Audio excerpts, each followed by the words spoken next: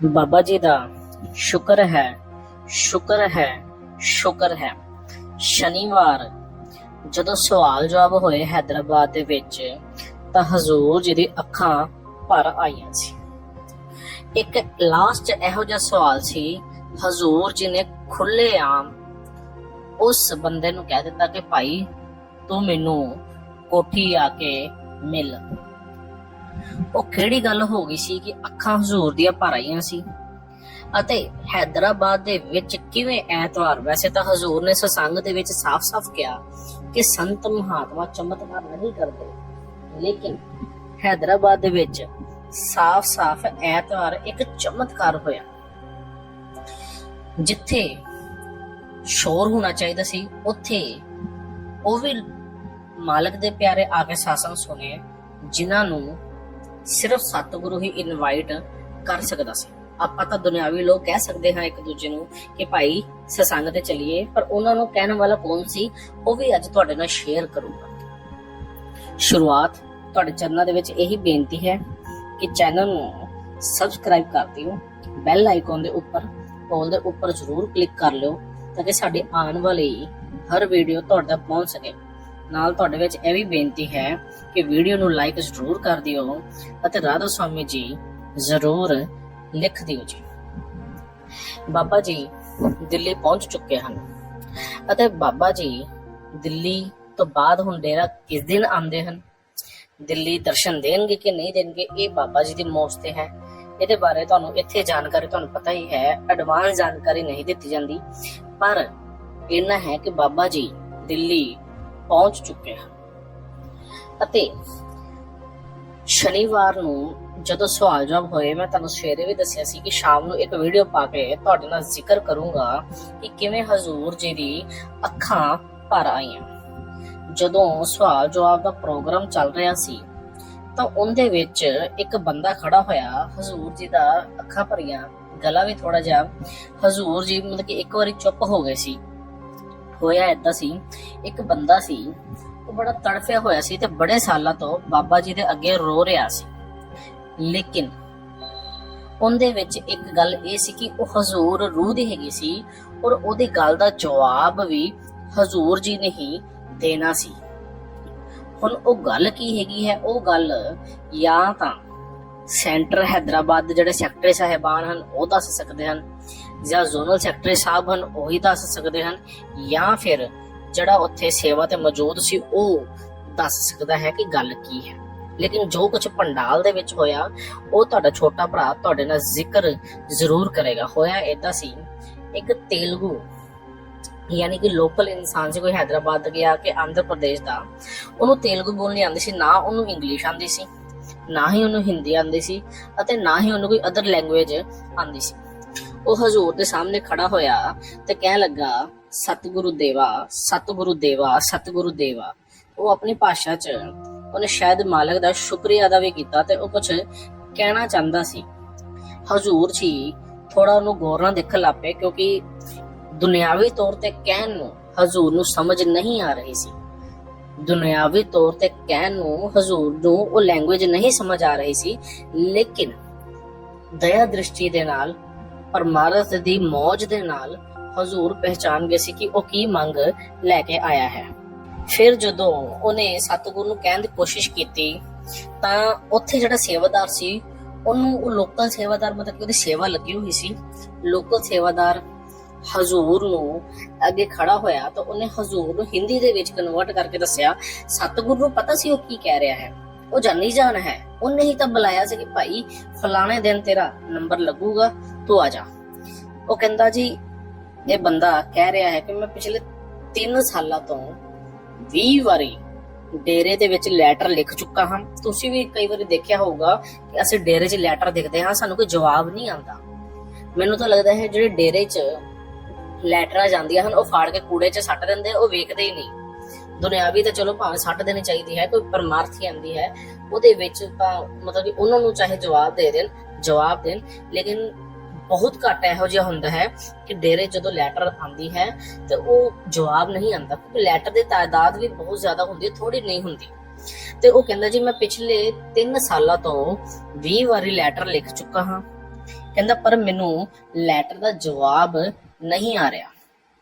ਤਾਂ ਹਜ਼ੂਰ ਨੇ ਜਦੋਂ ਸੁਣਿਆ ਤਾਂ ਹਜ਼ੂਰ ਜੀ ਕਹਿੰਦੇ ਇਹਨਾਂ ਨੂੰ ਕਹੋ ਕਿ ਹੁਣੇ ਆ ਕੇ ਸੈਕਟਰੀ ਸਾਹਿਬਾਨ ਨਾਲ ਮਿਲ ਦੇਣ ਤੇ ਉਹ ਜਵਾਬ ਦੇ ਦੇਣਗੇ। ਮਤਲਬ ਕਿ ਸੈਕਟਰੀ ਸਾਹਿਬਾਨ ਨੇ ਜਵਾਬ ਨਹੀਂ ਦੇਣਾ ਸੀ। ਦਰਅਸਲ ਉਹਨਾਂ ਨੇ ਇਹ ਕਿਹਾ ਸੀ ਕਿ ਸੈਕਟਰੀ ਸਾਹਿਬਾਨ ਨੂੰ ਇੱਕ ਵਾਰੀ ਆ ਕੇ ਮਿਲ ਲੈ।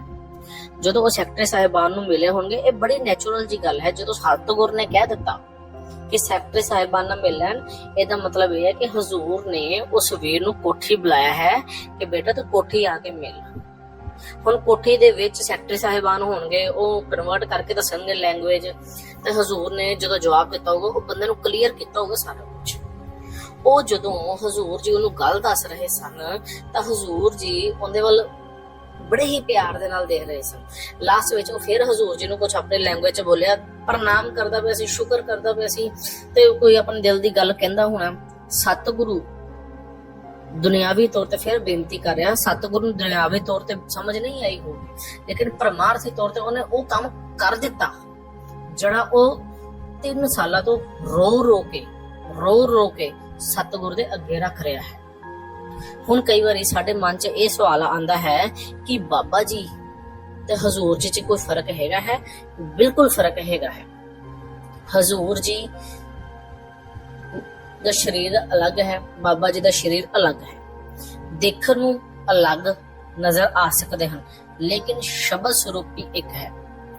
ਸੰਤ ਇੱਕ ਰੂਪ ਹੁੰਦੇ ਹਨ, ਉਹਨਾਂ ਦਾ ਜਿਹੜਾ ਨਿਜ ਰੂਪ ਹੁੰਦਾ ਹੈ ਉਹ ਸ਼ਬਦ ਹੁੰਦਾ ਹੈ। ਕੱਲ ਜਦੋਂ ਹਜ਼ੂਰ ਜੀ ਉੱਥੇ ਸਤਸੰਗ ਕਰ ਰਹੇ ਸੀ ਹੈਦਰਾਬਾਦ ਦੇ ਵਿੱਚ, ਤਾਂ ਉੱਥੇ ਕੀ ਇੰਸੀਡੈਂਟ ਹੋਇਆ? ਜਦੋਂ ਸਤਸੰਗ ਕਰ ਰਹੇ ਸੀ ਤਾਂ ਉੱਥੇ ਕਬੂਤਰ ਕਾਫੀ ਜ਼ਿਆਦਾ ਆਏ ਹੋਏ ਸੀ, ਘੱਟੋ ਘੱਟ 15-20 ਕਬੂਤਰ ਉੱਥੇ ਆਏ ਹੋਏ ਸੀ।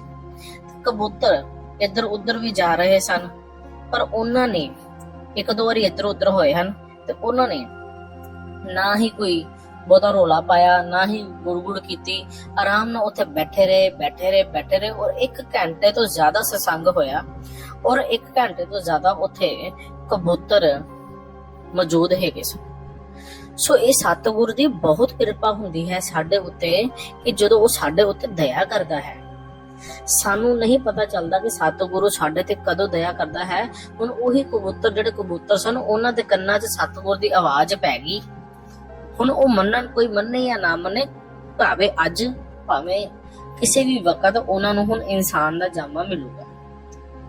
ਹਜ਼ੂਰ ਵੱਡੇ ਮਹਾਰਾਜ ਸਾਵਾ ਸਿੰਘ ਜੀ ਕਹਿੰਦੇ ਹੁੰਦੇ ਸੀ, ਜੇ ਕੋਈ ਪੂਰਨ ਸੰਤ ਮਹਾਤਮਾ ਮੰਨ ਲਓ ਕੋਈ ਪੇੜ ਦੀ ਡਾਲੀ ਹੈ ਨਾ, ਉੱਥੋਂ ਫਲ ਲਾ ਕੇ ਖਾ ਲਵੇ, ਤਾਂ ਕਹਿੰਦੇ ਜਿਹੜਾ ਉਹ ਪੇੜ ਹੁੰਦਾ ਹੈ ਉਹਨੂੰ ਵੀ ਇਨਸਾਨ ਦਾ ਜਾਮਾ ਮਿਲ ਜਾਂਦਾ ਹੈ। ਸਤਿਗੁਰੂ ਜਿਹੜੇ ਹੁੰਦੇ ਹਨ ਉਹ ਕਿਸ ਵੇਲੇ ਕਦੋਂ ਕਿਹਨੂੰ ਬਖਸ਼ ਦੇਣ, ਇਹ ਬਿਲਕੁਲ ਵੀ ਪਤਾ ਨਹੀਂ ਚੱਲਦਾ। ਇਸ ਕਰਕੇ ਸਾਨੂੰ ਤਾਂ ਉਹਦੀ ਮੌਜ ਦੇ ਵਿੱਚ ਰਹਿਣਾ ਚਾਹੀਦਾ ਹੈ, ਉਹਦੇ ਪਿਆਰ ਦੇ ਵਿੱਚ ਰਹਿਣਾ ਚਾਹੀਦਾ ਹੈ।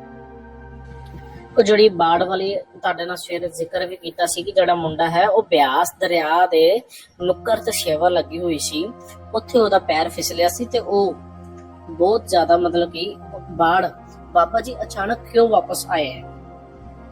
ਉਹ ਜਿਹੜਾ ਬਿਆਸ ਦਰਿਆ ਤੇ ਨੁੱਕਰ ਤੇ ਸੇਵਾ ਕਰ ਰਿਹਾ ਸੀ ਨਾ, ਉੱਥੇ ਉਹਦਾ ਪੈਰ ਫਿਸਲਿਆ ਤੇ ਉਹ ਦਰਿਆ ਦੇ ਵਿੱਚ ਚਲਾ ਗਿਆ।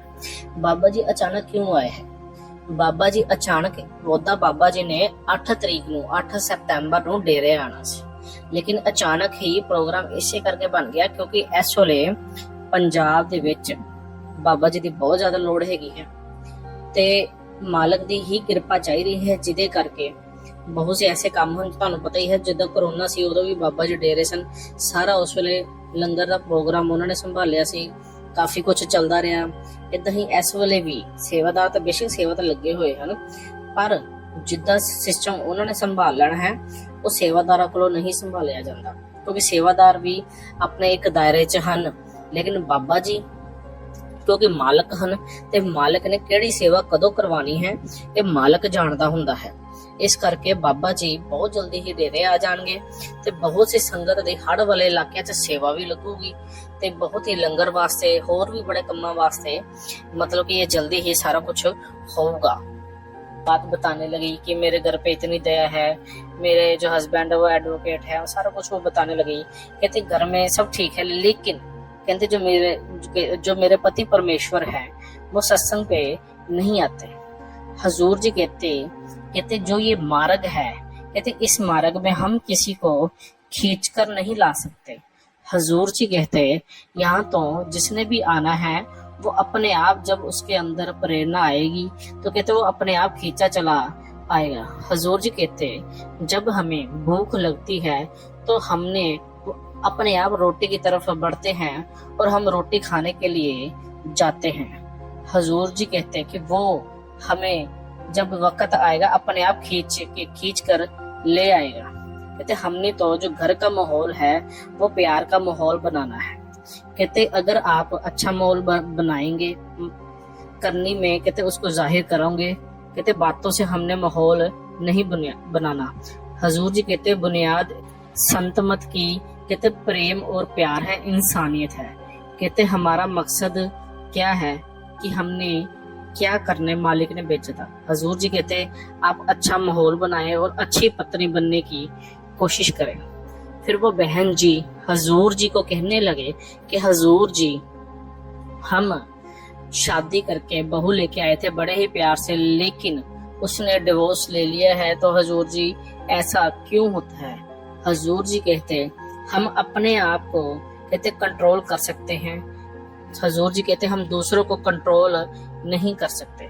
कहते हमने किसी की भी परख नहीं करनी। कहते जो हो रहा है मालिक जो करता है हमारे भले के लिए करता है। कहते बस आप अपनी तरफ से अच्छी सास बनने की कहती कोशिश करो। फिर आप कहते हमने किसी की भी जजमेंट नहीं करनी। फिर किसी ने सवाल किया कि हुजूर जी मेरा कोई भी आपसे सवाल नहीं है। कहते सतगुरु रास्ता बताते हैं। हुजूर महाराज जी बोला करते थे हम तो उसके आगे मोहरे हैं। फिर वो भाई कहने लगा कि हुजूर जी हम काल के दायरे में हैं।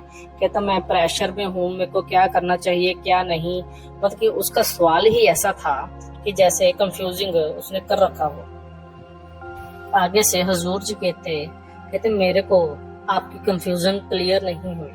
हुजूर जी कहते फिर उसके बाद हुजूर जी कहते कोई भी चीज का कहते ज्यादा जरूरी होती है। हुजूर जी कहते आप अभी जवान हो, कहते पहले पैरों पे खड़े हों। कहते लेकिन हमने संत मत की खोज को जारी रखना है कि हमने जन्म क्यों लिया, हम यहाँ पे क्यों आए। हुजूर जी कहते जब हमारे को एक्सपीरियंस मिल होता है तो उसके साथ ही हमारे को जवाब मिलता है। हुजूर जी कहते ठीक है हम काल के दायरे में हैं, लेकिन हमें तो शक्ति भी मालिक ही देता है ताकि हम असल की पहचान कर सकें। हुजूर जी कहते कमल के फूल की उदाहरण हमारे लिए सबसे बेहतर है। कहते वो गंदगी में भी रहता है, उसकी जड़ें गंदगी में होती हैं, गंदे पानी में होती हैं, लेकिन कहते वो फिर भी सुगंध देता है। हुजूर जी कहते हमने अपनी जिम्मेवारी को पूरा करना है और कहते जिम्मेवारी को पूरा करते हुए हमने अपनी लेवल उस परमात्मा के साथ जोड़नी है। फिर किसी ने सवाल किया कि हुजूर जी हमारा एम क्या है लाइफ का, यानी कि क्या हमारे को शादी करवानी चाहिए।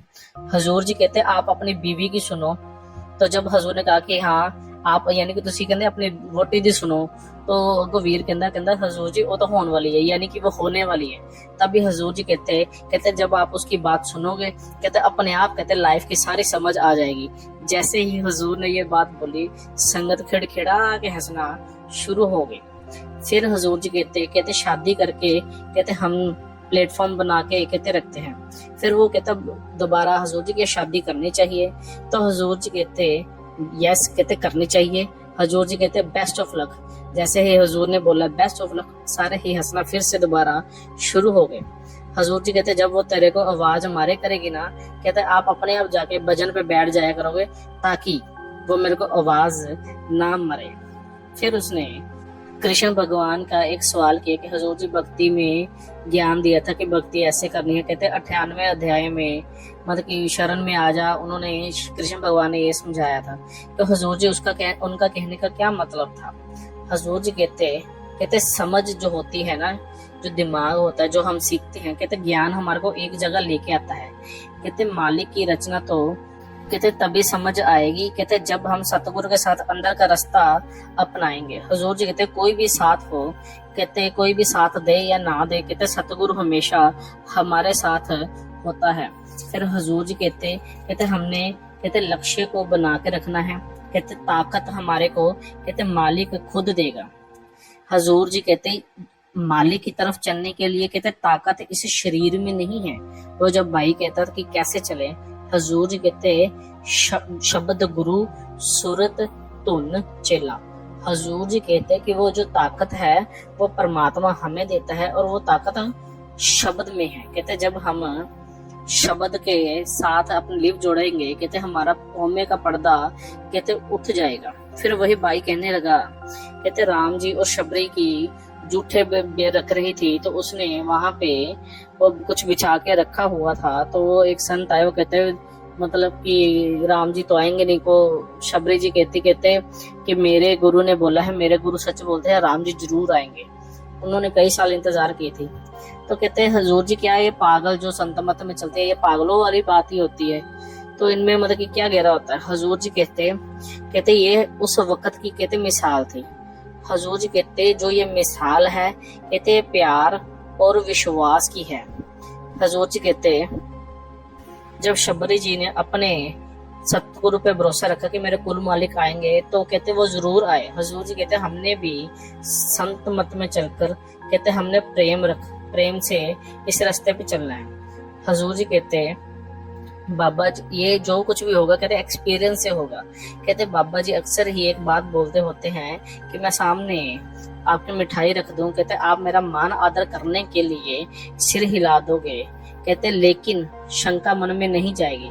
कहते जब तक हम उस मिठाई को खा नहीं लेते, कहते हमारे को भी उतनी देर विश्वास नहीं होगा कि ये कितनी मीठी है। हुजूर जी कहते हम सभी चीजों को ज्ञान से तोलते हैं।